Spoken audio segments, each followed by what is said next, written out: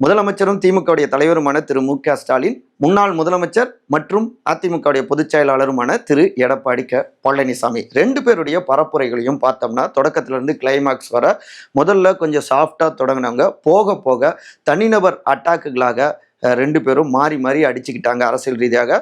அதில் திமுக சைடில் பெண்களுக்கான வாக்குகளை குறி வச்சு மகளிர் உரிமை தொகை, அப்புறம் 8000 ரூபாய் கூப்பன் அதை முன்னெடுத்தாங்க. இதுக்கு பதிலடி கொடுக்குற மாதிரி எடப்பாடி அவருமே 10,000 ரூபாய் நாங்கள் கொடுக்க போகிறோம் அப்படின்னு அந்த விஷயங்களை தீவிரப்படுத்தினாங்க. திமுக தங்களுடைய வீக் ஜோன் இருக்கு இல்லையா, கொங்கு போன்ற ஏரியாக்களில் கூடுதலாக கவனம் செலுத்தினாங்க.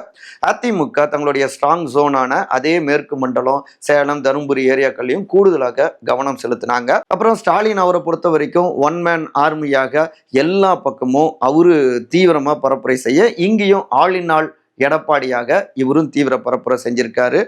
போட்டி என்னவோ திமுக வெர்சஸ் அதிமுகக்கு இடையில அப்படிங்கிறத இந்த தேர்தலையும் பரப்புரையில உணர முடிஞ்சது. இன்னும் நிறைய விஷயங்கள் இருக்கு.